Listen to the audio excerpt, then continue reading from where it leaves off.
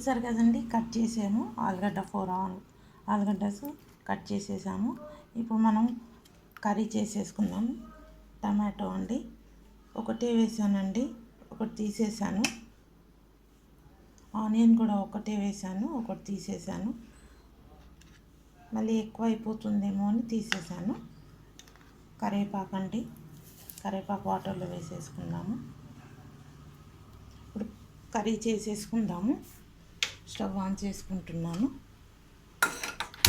Oil వేసుకుంటాము. ముప్పావు oil వేస్తున్నానండి. చూసారు కదా, కొంచెం మిగిలిచ్చేసాను. ముప్పావులో కొంచెం మిగిలిచ్చేసాను ఇంత ఆయిల్. ఇప్పుడు ఆవాలు జీలకర్ర వేసుకుందాము. కొద్దిగా ఆయిల్ తక్కువ చేయాలని తక్కువ చేశానండి. ఈ ఇయర్ నుంచి కొంచెం ఆయిల్ తగ్గిద్దామని. ఆయిల్ హీట్ అయ్యాక మస్టర్డ్ సీడ్స్ వేసుకుందాము, జీలకర్ర వేసుకుందాము. ఈ ఆలు కర్రీ చాలా ఫాస్ట్గా అయిపోతుందండి, చాలా ఈజీ. ఆవాలు వేసుకున్నాము, కొద్దిగా జీలకర్ర వేసుకుందాము.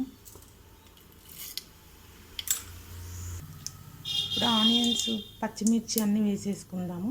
ఆనియన్, పచ్చిమిర్చి తర్వాత టమాటో వేద్దామండి. పచ్చిమిర్చి, ఆనియన్స్ వేసేసుకుంటున్నాము.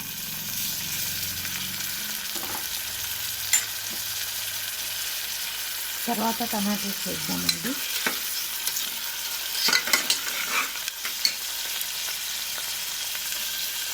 కొంచెం గోల్డ్ కలర్ రావాలి పచ్చిమిర్చి, అది ఆనియన్. తర్వాత టమాటోస్ వేసి ఫస్ట్ వేసేద్దాము.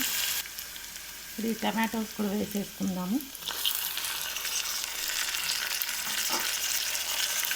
ఒక 2 మినిట్స్ తర్వాత పసుపు వేసుకుందాము.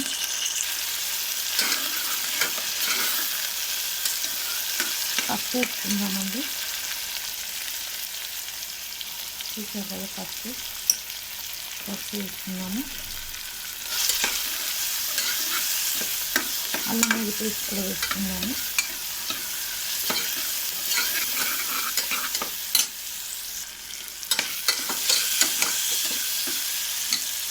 అల్లం వెల్లుల్లి పేస్ట్ వేసుకున్నామండి. కొంచెం స్మెల్ వస్తుంది కదా, ఎక్కువ వేసేస్తే తినలేము అందుకని. ఇప్పుడు ఆలుగడ్డ వేసేసుకున్నాము. ఆలుగడ్డ, కరివేపాకు ఇప్పుడు పెట్టుకున్నాం కదా, ఇది వేసేసుకున్నాము. చాలా ఈజీ అండి, మీరు కూడా జల్దీ చేసేసుకోవచ్చు.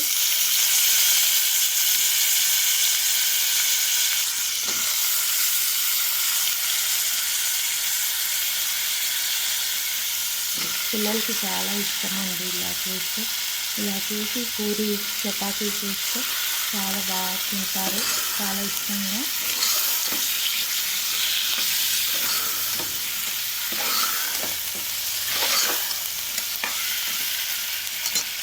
మనం వాటర్, కొంచెం రుచికి సరిపడా సాల్ట్, కొద్దిగా కారం వేసుకున్నామండి. చూసారు కదా, కొద్దిగా కారం, రుచికి సరిపడా సాల్ట్ వేసుకుందాము. చాలా కొద్దిగా అండి, ఎందుకంటే 3 మిర్చీస్ వేసాం కదా.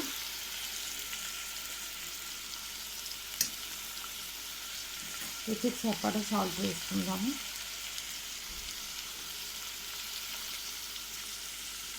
వాటర్ వేసుకుందామండి.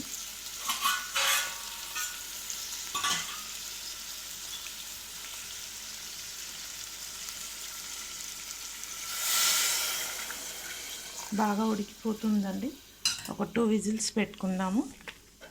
మన ఆలు కర్రీ రెడీ అయిపోతుంది. గ్రేవీ ఇదంతా స్మాష్ చేసుకోవాలండి. తర్వాత మూత పెట్టేసుకుందాము.